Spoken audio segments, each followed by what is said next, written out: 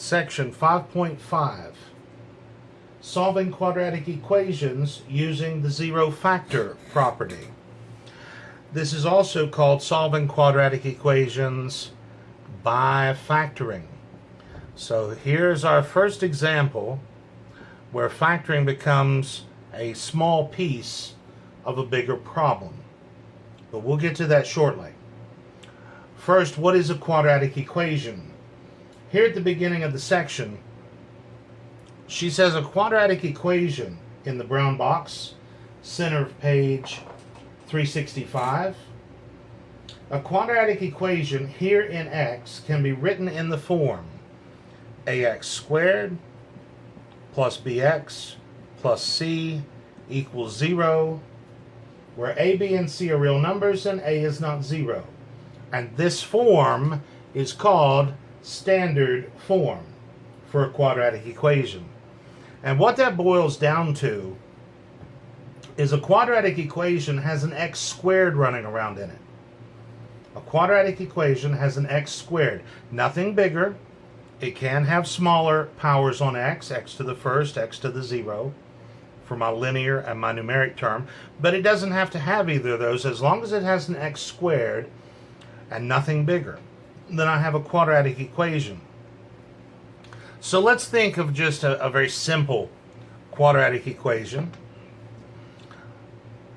I want to think about x squared equals 25. Now this is an equation. We haven't dealt with equations for several sections. We've dealt with expressions. We've been simplifying expressions in chapter 4. We've been factoring polynomial expressions so far in chapter 5. Now we're looking at equations. So we're back to instructions that will say solve. And what does it mean to solve? It means to find the value or values of x that make the original statement true. A solution to this equation is any value of x that makes the original statement true. And just thinking about this, what could I plug in for x that would make this true? Well, if x were 5, 5 squared is 25, so 5 is a solution. But that's not the only one. Not only can you square 5 and get 25, what else can you square and still get 25? What if I ask it this way? What else can you square and still get positive 25?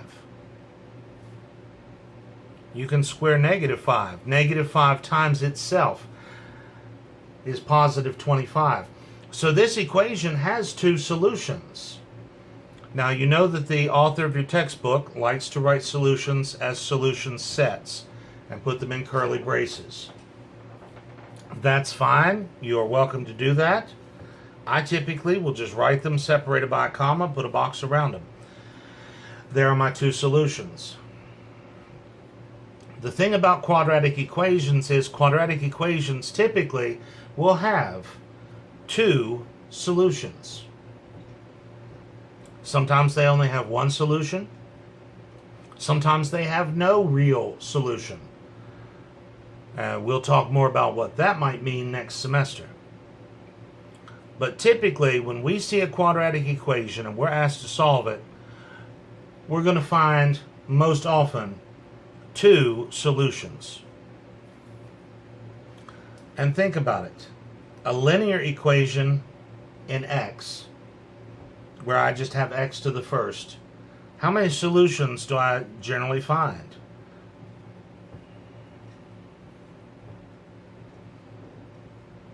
I find that linear equations in one variable typically have one solution. We've also seen that linear equations can have no solution, and they can have infinitely many solutions, which is all real numbers. But if they don't have no solution and they don't have all real numbers, then what we expect to find is a single solution. Quadratics with an x squared can have as many as two solutions. And this idea carries on. If I had a cubic equation, something with an x cubed running around, I can expect to find as many as 3 solutions to that equation. And we may actually get a chance to see one of those. So how do I go about solving quadratic equations? This first one we looked at, we just thought about it for a minute. And we said, well, 5 will work. And we thought a little longer. We said, well, -5 also works. And by the way, feel free to use this notation. My answer here is plus or minus 5. That's exactly the same thing as I have in this first box. These two things are identical as far as what they mean. But how do we go about solving quadratic equations? Well, there are many methods. We are going to consider only one method this semester. We'll have more to say about it next semester. But for this semester, we're going to solve by factoring. And as your book puts it, using the zero factor property. Now, what is the zero factor property? Here, again, at the beginning of the section on this first page, page 365. Now, at the bottom, a brown box, the zero factor property. It says if A and B are real numbers, and if A times B is 0, then it must be true that either A was 0 or B was 0. And that should make sense to you. If I multiply two numbers together and I get 0 for my answer, what must have been true about those two numbers? At least one of them must have been a 0, because that's the only way you can multiply and have your answer be 0. One of your factors, right, members of multiplication, one of your factors must have been 0.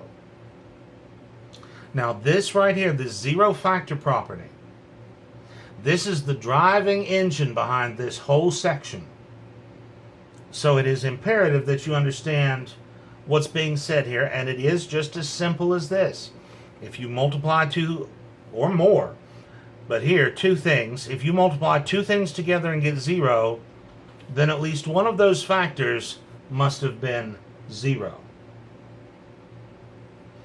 I'm going to jump now to the homework set, and I want to look at number 12 in the light of this zero factor property. The instructions simply say solve. She says solve each equation and check the solutions. My instructions will simply say solve. Number 12.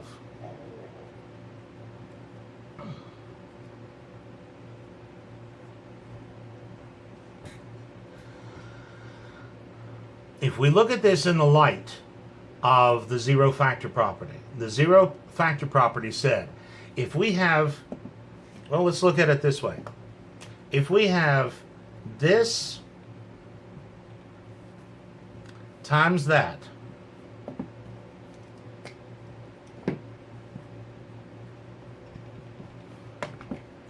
and we get 0, then it must have been true that either this was 0 or that was 0.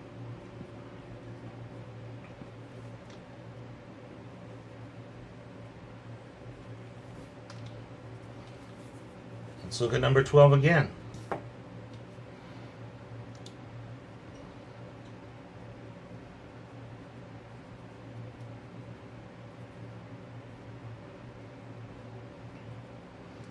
The brown box said if A times B is 0, then either A was 0 or B was 0. I've turned that into this times that is 0. Either this is 0 or that is 0. Blue times pink is 0. And what does that mean? Either blue had to be equal to 0 or pink had to be equal to 0. That's the only way that I could get a 0 for an answer. And now look what I have. I have two separate little linear equations, and I can solve each of those. To solve for this blue x, add 1 to both sides, and x is 1. On my pink equation, to solve for x, subtract 8 from both sides, and x is -8. So my solutions here, 1 and negative 8. If you want to put those in order, that's fine, but we're just making a list of all the solutions that we find, and there are my solutions. Now, she does suggest that you check this, and so let's, at least on this one, let's check our answer. We believe the answer is 1 and negative 8 are the two solutions to this equation. Well, plug 1 in for x. If x is 1, and now we just crank this out with the order of operations here on the left-hand side of our equation. 1 minus 1 is 0 times 1 plus, I was getting ahead of myself there. 1 plus 8 is 9. And 0 times 9 is 0.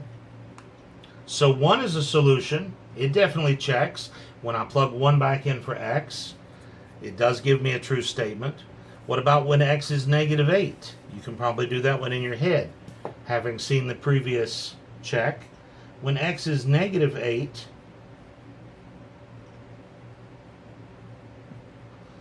does that give me a true statement when plugged back in to the original equation? Well, I have negative 9 times 0, and that checks. So negative 8 is definitely a solution. Let's look at another one. Number 20.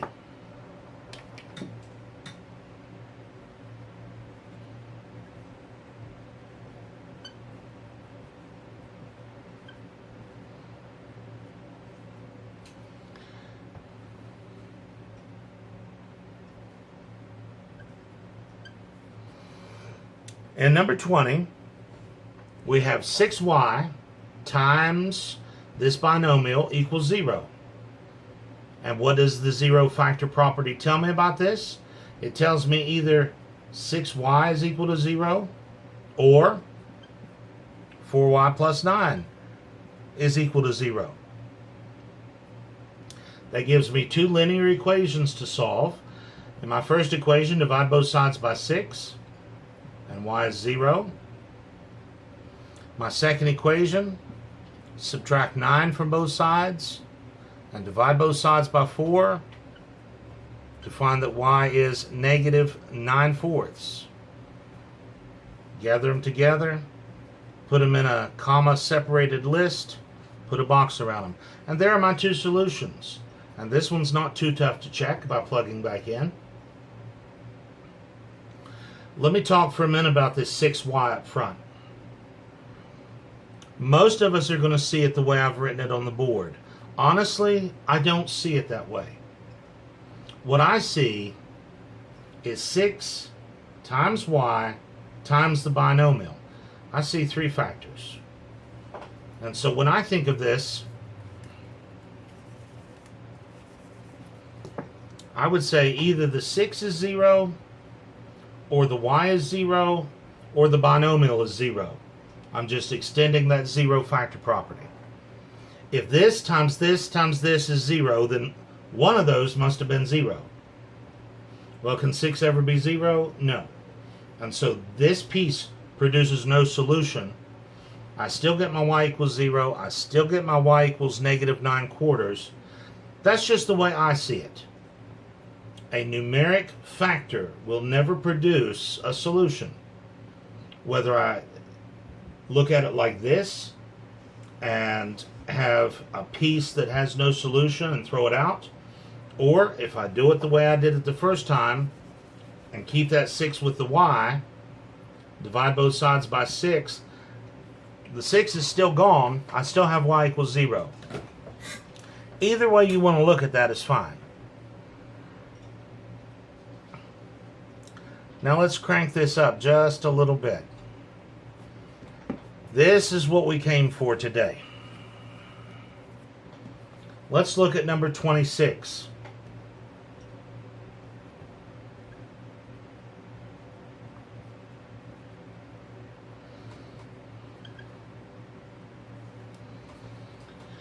I have a quadratic equation because it has an r squared. Now, if you look back at number 12 and number 20, you're saying, where was the x squared? Where was the y squared? Well, if you simplify the left-hand side, in number 12, if you FOIL that out, in number 20, if you distribute that 6y, you will see that you do get in number 12 an x squared. And in number 20, you have a 24y squared as one of your terms. So they were there, just not as obvious as it is in this case. The whole driving force behind this section is that zero factor property. Well, unfortunately, I don't have factors. I need this to say something times something equals 0. I need to have factors here on the left-hand side. Well, we've just spent 4 sections figuring out how to factor all these different kinds of polynomials. What do we have here on the left? I have a trinomial whose leading coefficient is 1. You know how to factor that, section 5.2. What I'm going to do is I'm going to make this look like number 12 looked to start with. Number 12 was already factored for us. Number 26 here on the board is not. So we have an extra step to do. We need to get this left-hand side factored. If this left-hand side factors, it will factor as a pair of binomials, each starting with r. Signs are the same. In fact, they're both minus. I'm looking for 2 numbers whose product is 3, whose sum is -4. It's got to be 1 and 3. In fact, that's the only way it could factor, right? 3 is prime. If it doesn't factor this way, it doesn't factor at all. Double check real fast when you FOIL this back out. Does it return the previous step? Yes, it does. Now this looks like number 12. We have this times that equals 0. And our zero factor property says that means either this was 0 or that was 0. I have my 2 little linear equations, and I can solve each of those. Add 1 to both sides to get r equals 1. There's one solution. Over here, add 3 to both sides to find that r is 3. So my 2 solutions, 1 and 3. And for the heck of it, let's check this one. Let's plug back into the original equation and see if both of these solutions check. Plugging 1 back in for r. That gives me 1 squared minus 4 times 1 plus 3. Will that equal 0? Will that give me a true statement? Well, that's 1 minus 4 plus 3. And adding them up, what do we have? 1 plus 3 is 4. Minus 4 is 0. That checks. So 1 is definitely a solution. What about my solution of 3? Will that also check? Plug 3 in for r. So now we have 3 squared minus 4 times 3 plus 3. Will that be equal to 0? Well, that's 9 minus 12 plus 3. 9 plus 3 is 12. Minus 12 is 0. Yep, that checks. Both solutions check when plugged back into that original equation. So what do we have to do for this one? Since it did not start off looking like number 12 did, that is in factors, we had to factor ourselves. And so we have seen now for the first time where factoring simply has become one step in a bigger problem. Number 30.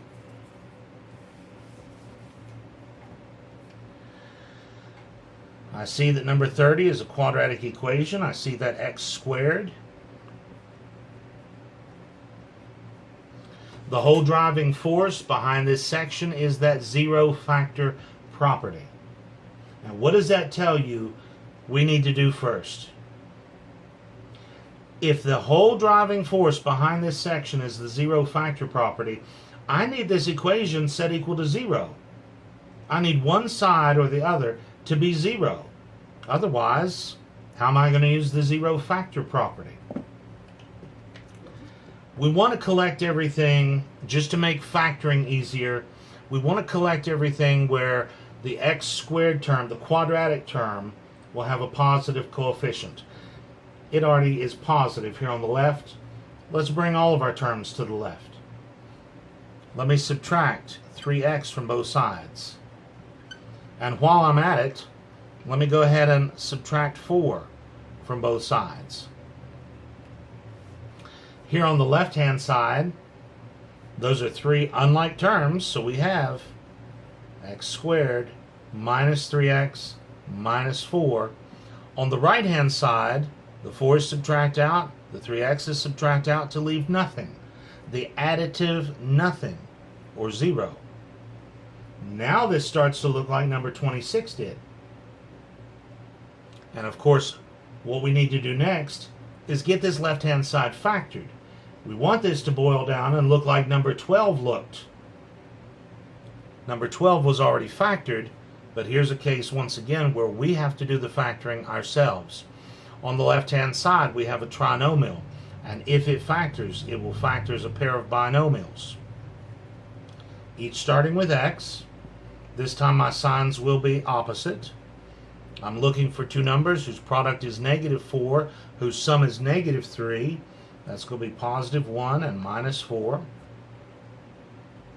Double check real fast. Is that factored correctly? Foil it back together quickly. Yes, that does return the previous step, and so let's keep going. If this times that equals 0, then either this is 0 or that is 0. Gives me my two little linear equations, and we can solve each of those now for x. My first equation, subtract 1 from both sides. My second equation, add 4 to both sides. And there are my two solutions. -1, +4. And of course this can be checked by plugging back in to that original equation. Let's look at a blue box here in the section. Page 367. In our blue box here at the bottom of page 367, we have our general attack for how we're going to solve a quadratic equation. She says using the zero factor property. Again, you will often hear this referred to as solving a quadratic equation by factoring. And it says, step 1, write the equation in standard form. Okay, look at what we have on the board. That's the very first thing we had to do. We had to set it equal to 0. And we would prefer that the other side that's not 0 be in descending powers. That makes it easier to factor in a minute. So step 1, she says write the equation in standard form. I might say set it to 0. Step 1, set it to 0. Step 2, if I'm going to be using the zero factor property, I need to see what? I need to see factors. So step 2, factor the non-zero side completely. And that's what we did. Step 3 says apply the zero factor property. What does that mean? Set each factor equal to 0. Because if this times that is 0, then either this was 0 or that was 0. So step 3, set each factor equal to 0. Step 4, solve the resulting little linear equations. And step 5, check if you're so inclined. So our general attack is what? Step 1, set it to 0. Step 2, get the non-zero side factored. Step 3, set each factor equal to 0. Step 4, solve each little linear equation. You might want to rewind that and write that down, because I have rephrased. I mean, I'm saying what she's got in the blue box, but I have phrased it a little differently there. Now, having seen that blue box, and having seen a few of these quadratic equations worked out now, let's go back to that original equation that we just made up, x squared equals 25. And we sat and we thought about that for a minute. And we said, well, x could be 5, that would work. We thought a little longer. We said, oh, x could be -5, and that would also work. But now, how do I solve this algebraically? What are the mechanics of solving this equation? Well, follow those 4 steps in the blue box. And I'm going to use the way that I phrase it. Step 1, set it equal to 0. Subtract 25 from both sides. Subtract 25 from both sides. We've got it set to 0. In other words, this is now in standard form. Step 1, set it to 0. Step 2, factor completely the non-zero side. Factor this left-hand side completely. Well, look what I've got. That's a difference of squares. The square of x, the square of 5. This factors as the first plus the last times the first minus the last.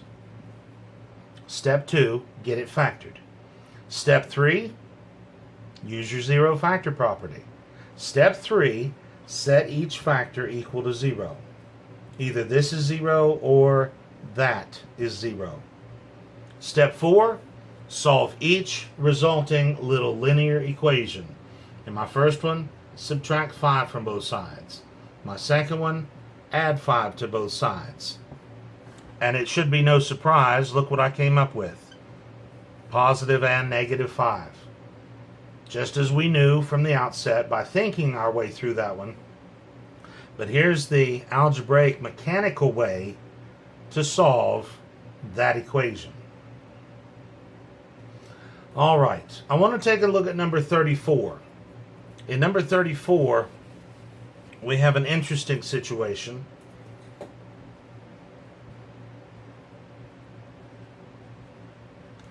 Now, if you're paying close attention and you've done lots of practice, you're going to look at this on the left-hand side. It's already set to 0, so we're ready to think about factoring. You're going to look at this left-hand side and say, well, looky here. It starts with a square, it ends with a square.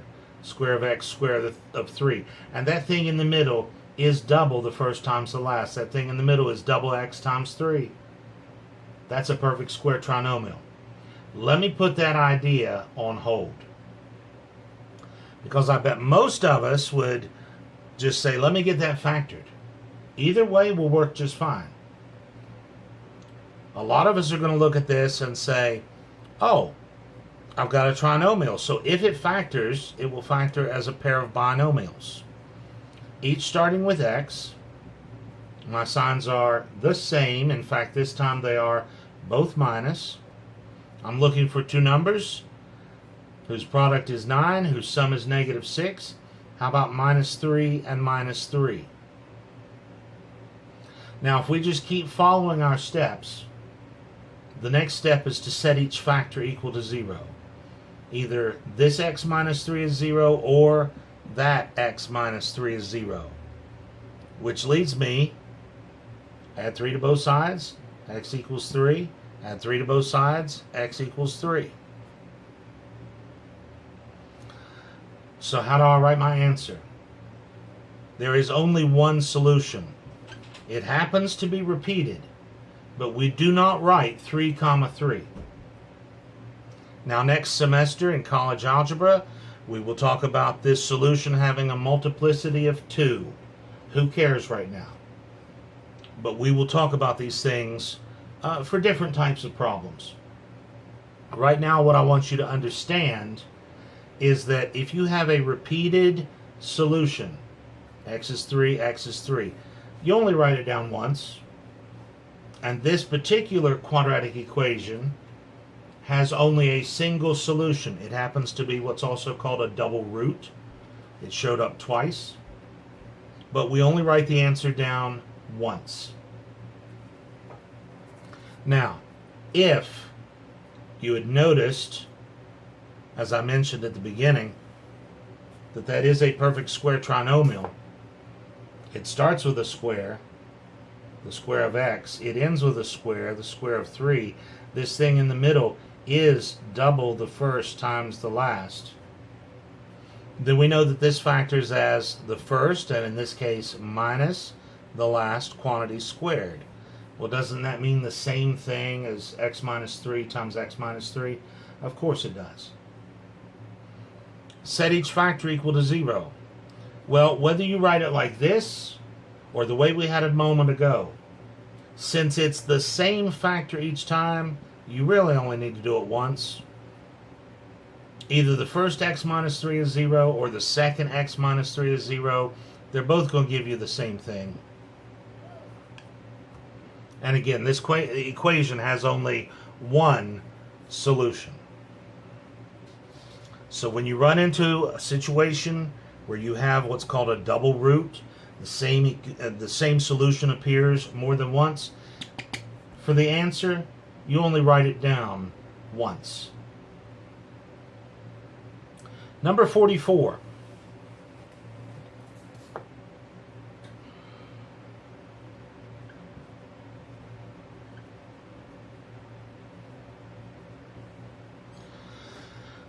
Get used to thinking about these 4 steps, and of course her 5th step was check. Check the solution by plugging back in. I always encourage you to do that. But what are our steps? Step 1, set it to 0. This one already is. Step 2, get the other side factored. Well, that's a difference of squares, isn't it? The square of 2w and the square of 3.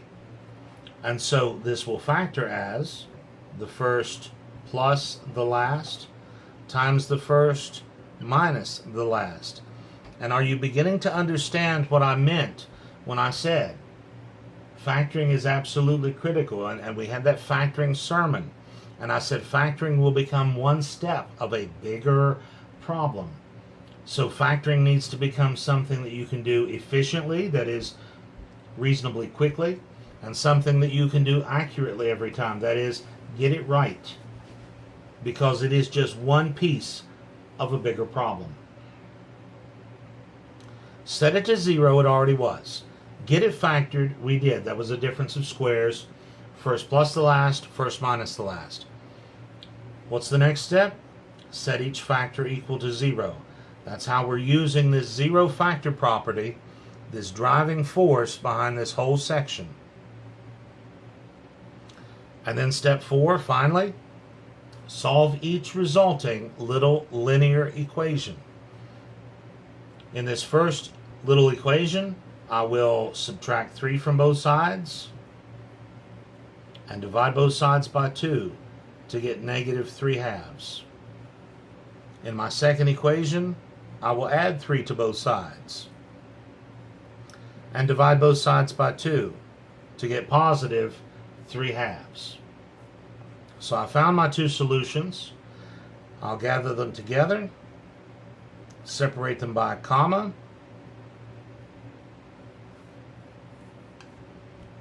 and there's my solution set. Well, strictly speaking, to be a set, I need those curly braces.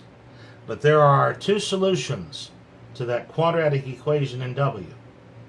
This is another place where, if you feel so inclined, you are welcome to use the plus-minus notation. We'll see more of that in college algebra than we do in this course, but there's certainly nothing wrong with using it now. Either way you want to write it, when you look these up in the back, she's going to have them separated out as 2 separate answers separated by a comma, and of course hers will be in curly brackets as solution sets. Number 50.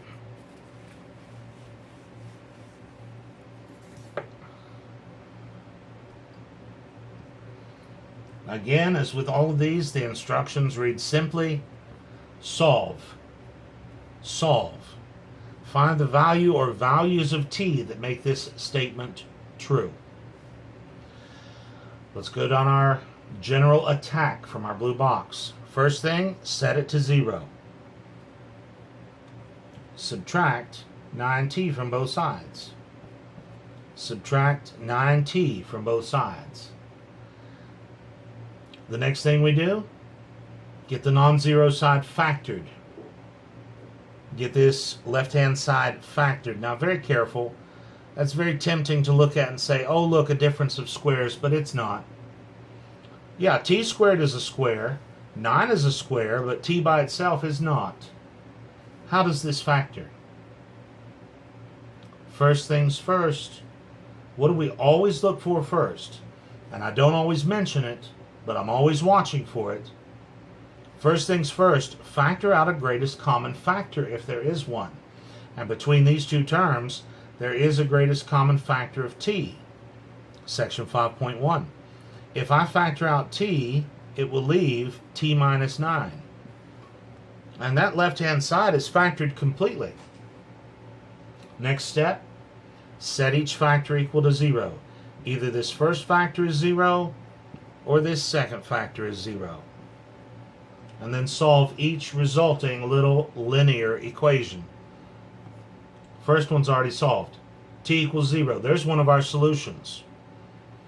And on the other, add 9 to both sides, and t equals 9. Gather them up, comma between them, box around them. This one is very easy to check in your head. Plug 0 in for t.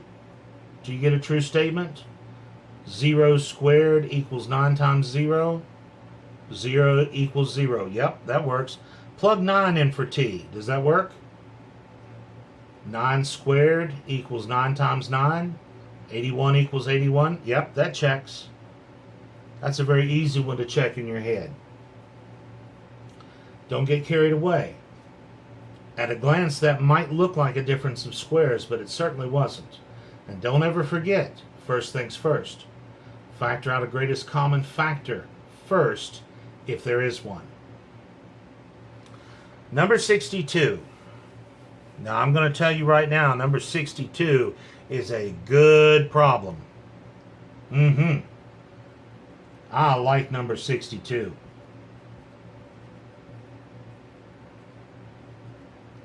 If I quiz or test you on number 62, it will tell me about everything that I need to know as far as, do you know how to solve a quadratic equation?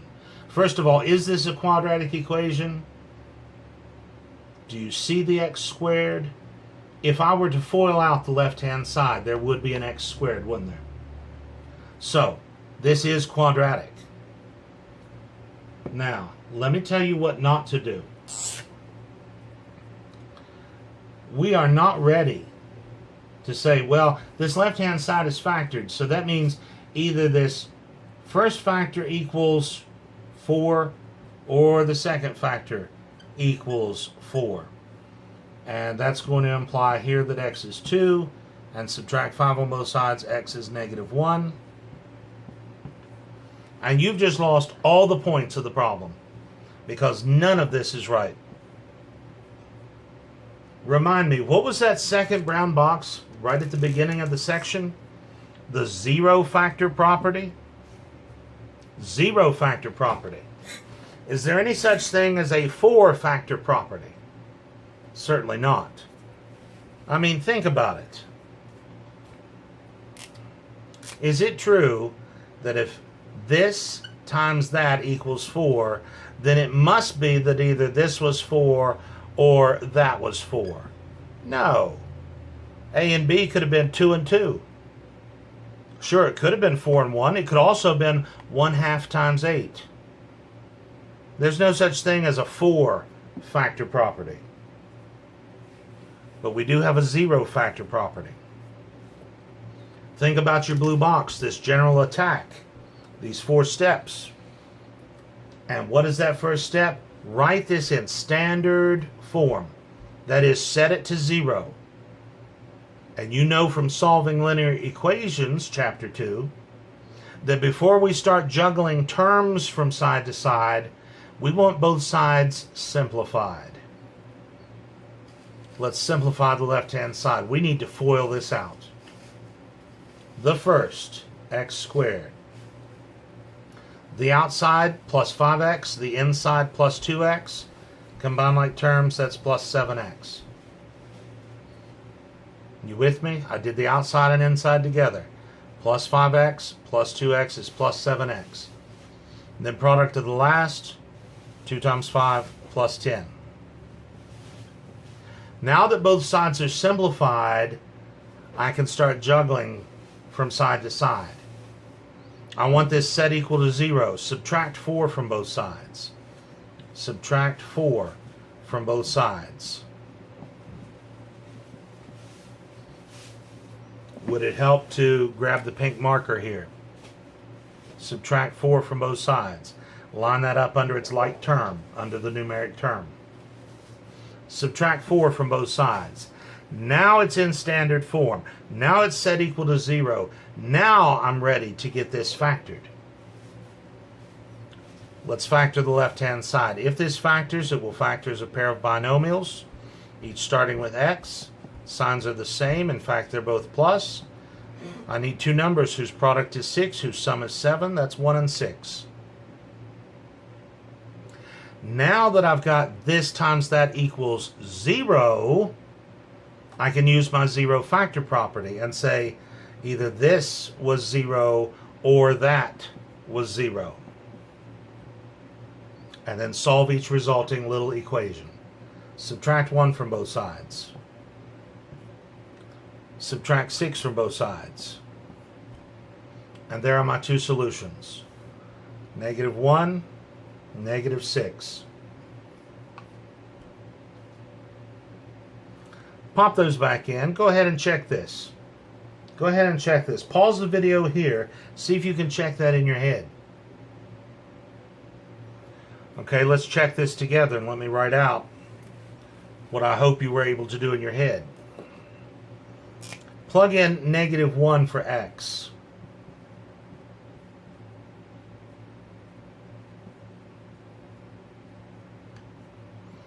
That gives me 1 times 4 equals 4. That's true. So the -1 checks. How about that -6? Did you get it to check?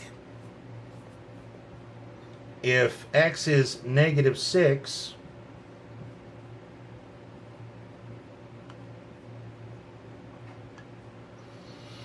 then we've got what? A -4 times a -1.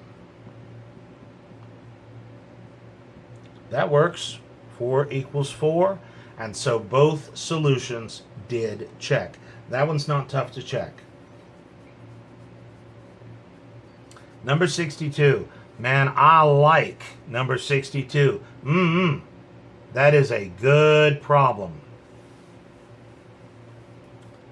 To get this one started, what did we do? We simplified both sides. Well, the right-hand side was already simplified. We simplified the left-hand side. Then we juggled to get it set to 0. And then we continued like we've been doing. Get it factored, set each factor equal to 0, solve each little equation. But the first thing we had to do here in number 62, simplify that left-hand side. We had to FOIL that out so we could juggle things and get it set to 0. Number 70. Now make no mistake, number 70 is not a quadratic equation.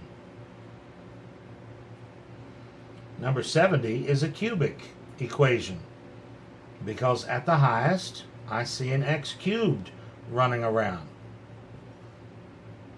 And I know that linear equations typically give me one solution, otherwise no solution or all reals.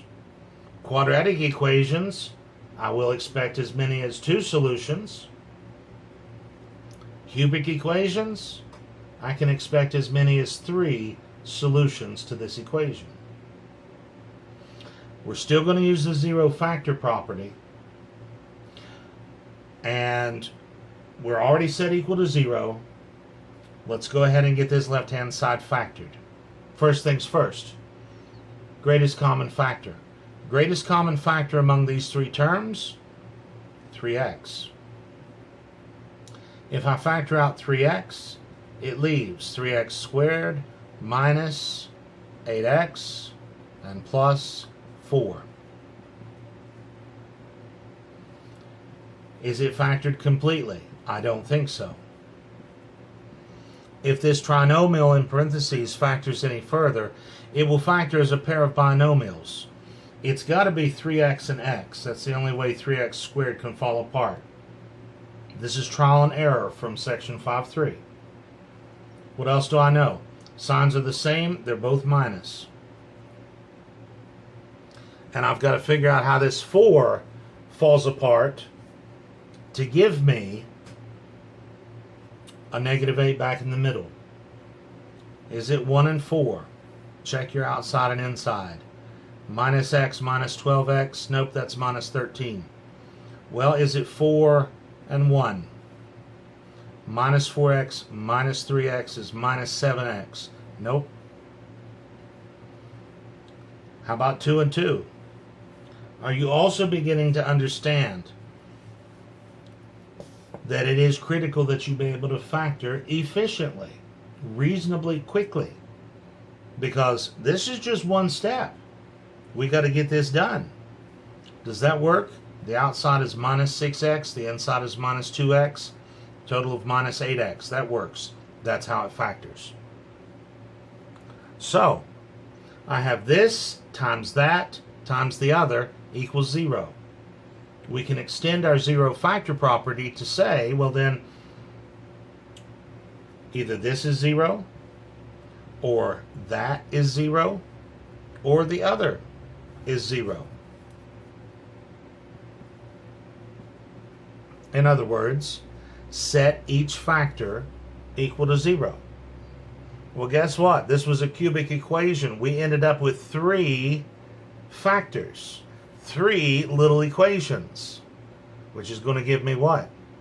3 solutions.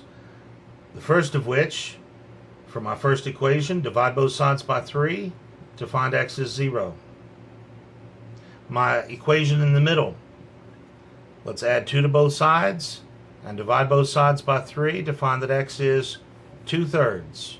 And finally, my last equation, add 2 to both sides to find x equals 2. Gather them up. We've got 0, we've got 2/3, and we've got 2. There are my 3 solutions.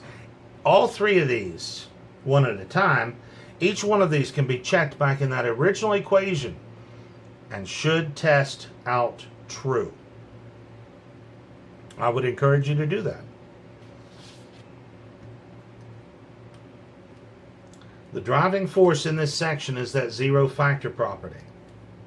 Our blue box here on page 367 basically tells me, set it to 0, get it factored, set each factor to 0, solve each resulting equation. That's what it boils down to. But I do have a lot of different situations to look at as I go through these homework problems. Some of these you may have to stop and ponder on for a minute and say, okay, now what's going on here? Just remember, fall back on those steps. Fall back on that general approach. Set it to 0, which may require you're having to simplify both sides, like we did in number 62. Set it to 0, get it factored, set each factor equal to 0, and solve each little equation.